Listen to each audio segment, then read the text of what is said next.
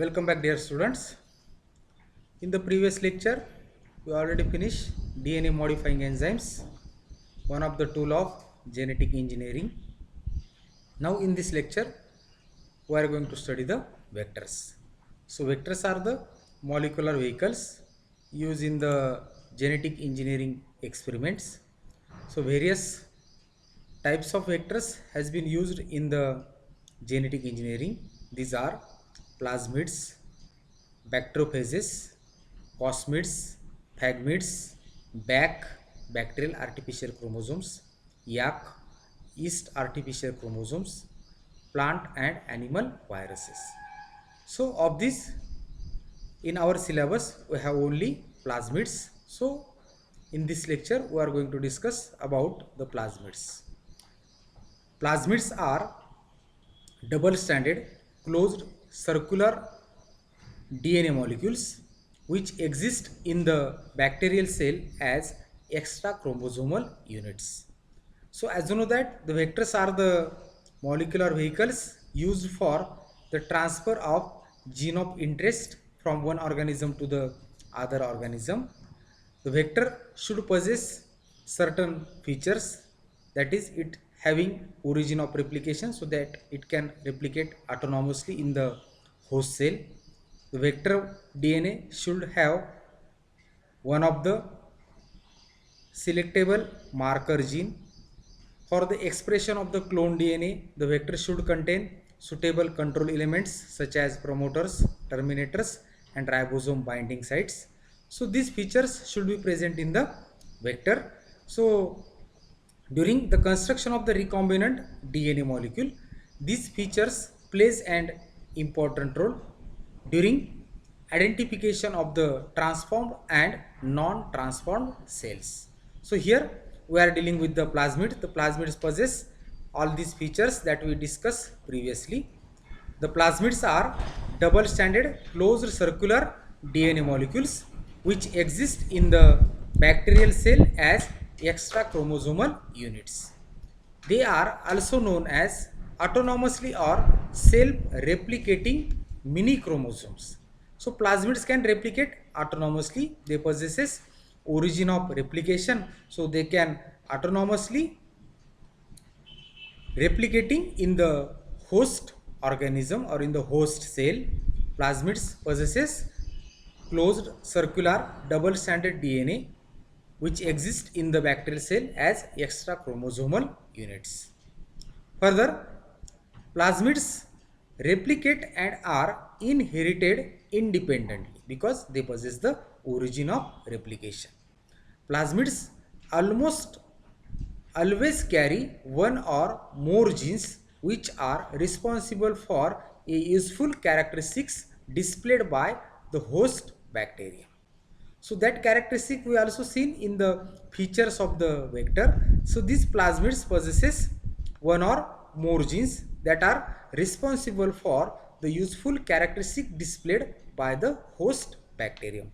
For example, a plasmid carrying antibiotic resistance genes. For example, antibiotic resistance genes such as ampicillin resistance, tetracycline resistance. So such genes are present on the plasmid DNA.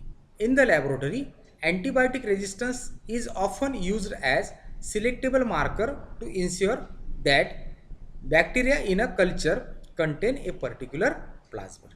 So as you know that during the construction of recombinant DNA molecule, a gene of interest has been inserted into one of the selectable marker genes that enables the selection of transformed cells from that of the non-transformed cells. So in the laboratory, antibiotic resistance is often used as a selectable marker gene to ensure that the bacteria in the culture contain a particular plasmids. So these are the features of the plasmids. The plasmids are double-stranded circular closed DNA molecules which exist in the cell as extra chromosomal unit.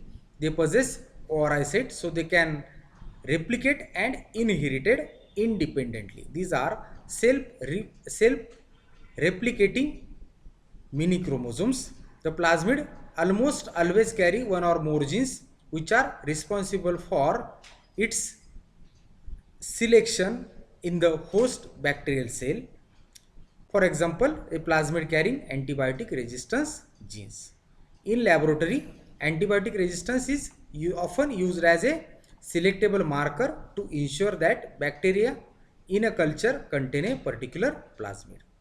A plasmid vector used for cloning is specifically developed by adding certain features. So, artificially the plasmids has been synthesized that can be used for cloning by adding certain features. So these features we are going to study here. The reduction in size of vector to a minimum to expand the carrying capacity of vector to clone large DNA fragments. So to carry the large DNA fragment, the size of the plasmid needs to be small. So the reduction in the size of the vector to a minimum to expand its capacity to clone large fragment of the gene of interest or the DNA. Since the efficiency of transformation of bacterial cell drops drastically when plasmids larger than 15 kb are used. The size of cloning vector should be small, preferably 3 to 4 kb kilo bases. In this way, foreign DNA fragment about 10 to 12 kb can be accommodated in such plasmid. So the reduction in size of the vector is an important feature where we can expand the capacity of the vector to clone large DNA fragment. So when the size of the cloning vector, we preferentially make it small, about 3 to 4 kb. In this way, the foreign DNA fragment of 10 to 12 kb size can be accommodated and cloned by using such plasmid.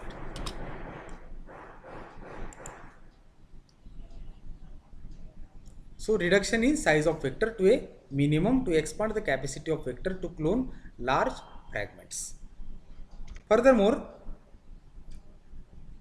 it should contain an origin of replication that operates in the organism into which the cloned DNA is to be introduced. So the plasmid should contain a origin of replication, that is the ORI site, and this origin of replication should operates in the host organism. The host organism is the organism in which the cloned DNA is to be introduced using the vector. So such ORI, that is the origin of replication, should operate in the host organism. So the plasmid that has been used as a vector should contain an origin of replication that operates in the organism into which the cloned DNA is to be introduced. Third one is the introduction of selectable markers. So selectable marker genes should be present in the plasmid vector or in any vector. Selectable markers such as ampicillin resistance, tetracycline resistance, so such genes should be present in the vector. Fourth one, introduction of synthetic cloning sites termed as polylinker or restriction site bank or polycloning sites that are recognized by restriction enzymes. So the vector should possess polylinker site or the restriction site bank or polycloning sites that can be recognized by the different restriction endonucleases enzymes. This polycloning site is usually present inside a marker gene, so that the insertion of foreign DNA or a gene of interest will inactivate the marker gene and the recombinants can be selected. So the polycloning site, when we introduce in the vector, that can be recognized by the various different restriction endonuclease enzymes.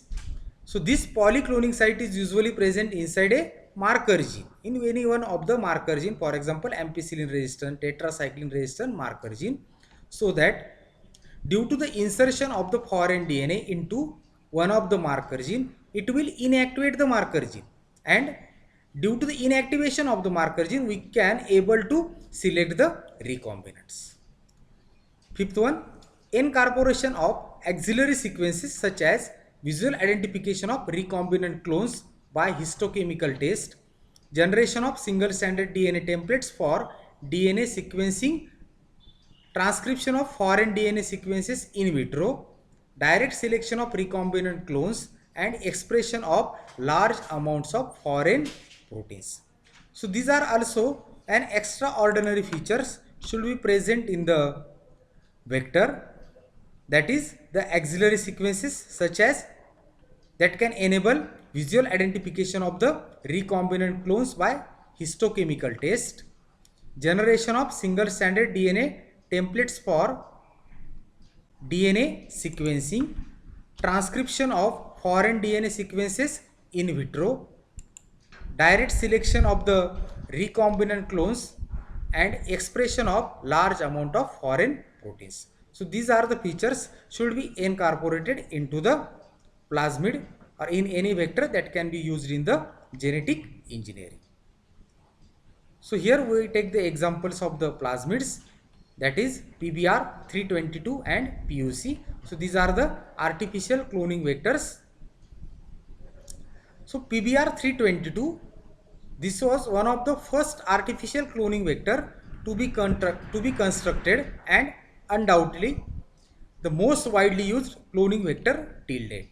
It is a 4.36 kb double-stranded cloning vector. The size of the PBR 322 is 4.36 kb.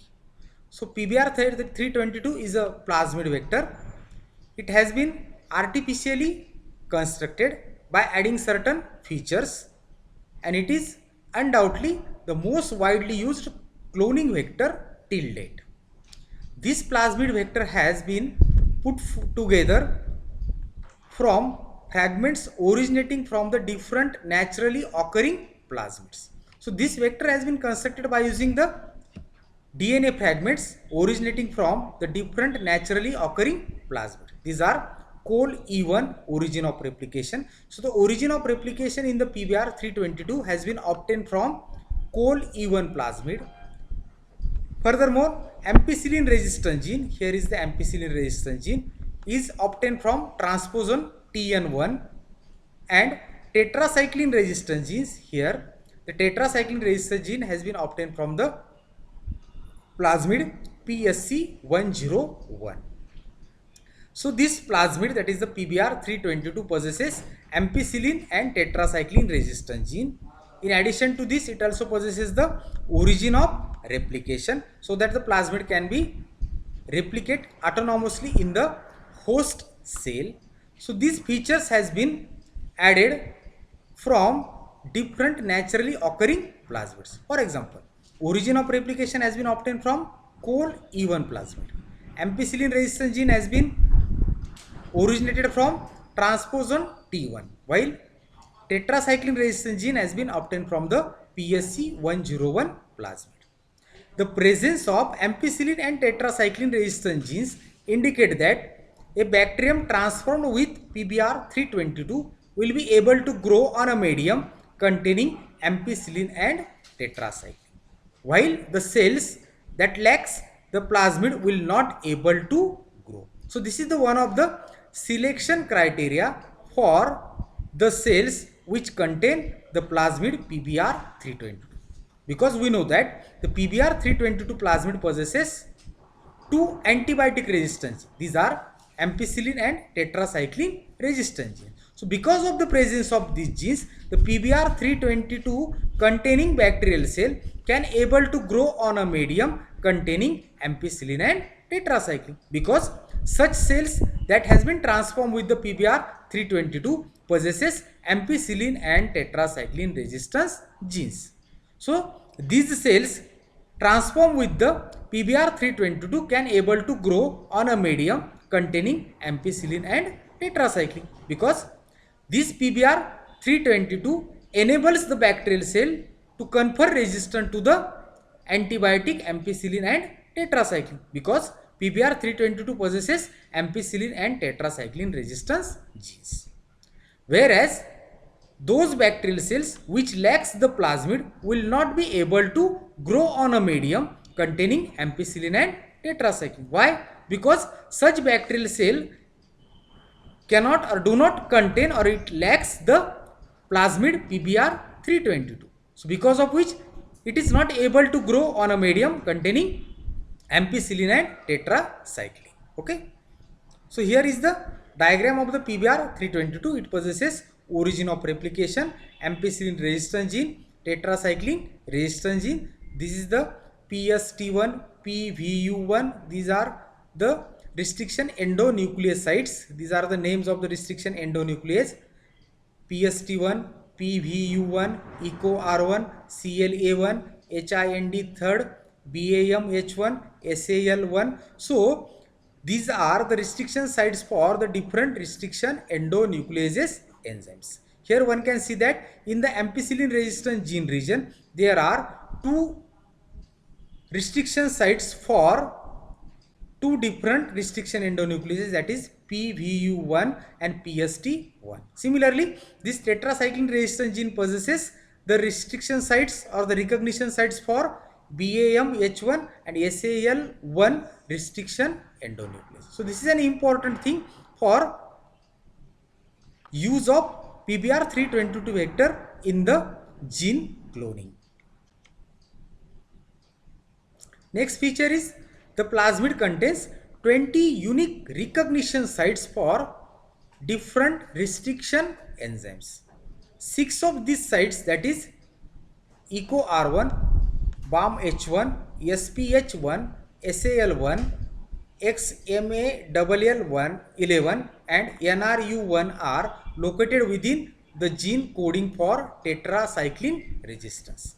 So 6 of these sites has been located in the tetracycline resistant gene region, while 2 sites for HIND1 and CLA1 lie within promoter of the tetracycline resistance genes, and 3 sites for PST1, PVU1 and SAL1 lie within the beta lactamase, that is the ampicillin resistance genes. So this plasmid PBr 322 contains 20 unique recognition sites for the restriction endonucleases enzymes. Out of these, 6 has been present in the region which encodes gene for tetracycline resistance. 2 sites has been present in the promoter of the tetracycline resistance genes, and 3 sites lie within the ampicillin resistance genes. So these are the restriction sites for or the recognition sites for various restriction endonucleases enzymes. Cloning of DNA fragment into any one of these 11 sites result in the insertional inactivation of either one of the antibiotic resistance marker gene. So these restriction sites has been located in the ampicillin and tetracycline resistance gene region, because of which when we insert a gene of interest into any one of the antibiotic resistance gene, it results in the insertional inactivation of either one of the antibiotic resistance marker genes. So the gene of interest is spliced into tetracycline resistance gene cluster, and then E. coli cells are transformed. Now such E. coli cells have when grown on a medium containing tetracycline, then such cells are not able to grow because a gene of interest has been inserted into tetracycline gene cluster. So due to the insertion of a gene of interest into tetracycline gene cluster, this gene get inactivated. So such E. coli cells when grown on an agar medium containing tetracycline, such cells are not able to grow. So this tetracycline resistance gene act as one of the marker gene for the selection of E. coli cells that has been transformed with the recombinant DNA. So that recombinant DNA possesses vector DNA, that is the PBr 322 DNA, and gene of interest.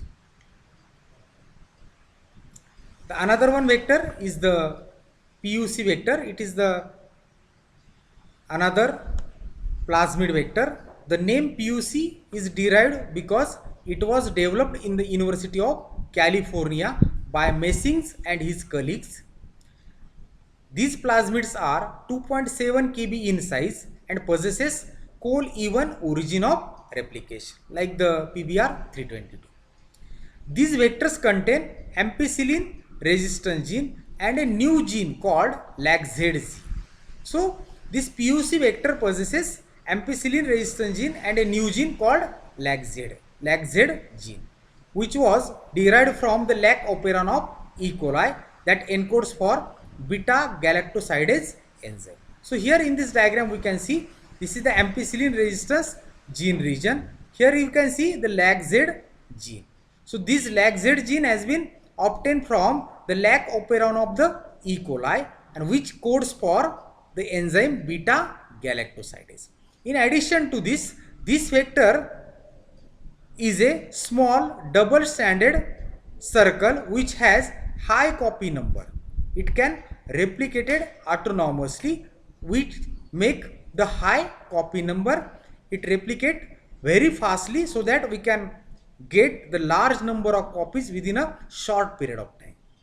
PUC19 carries 54 base pair multiple cloning site polylinker. Here we can see MCS, multiple cloning site, that contains unique sites for 13 different hexanucleotide specific restriction endonucleases. So multiple cloning site has been incorporated into the PUC vector for 13 different restriction endonucleases enzymes. So this is the one of the popular plasmid vector used in the genetic engineering. It is a small circular double-stranded DNA about 2.7 kb in size. It possesses coal-even origin of replication, so it has a high copy number. This vector also contains ampicillin resistant gene and a new gene called LAGZ gene. This LAGZ gene has been obtained from, or it has been derived from, lac operon of the E. coli that codes for the enzyme beta galactosidase.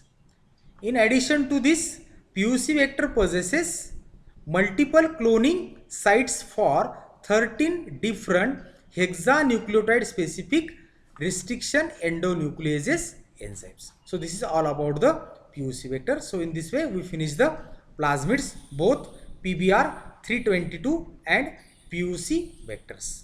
Okay, thank you.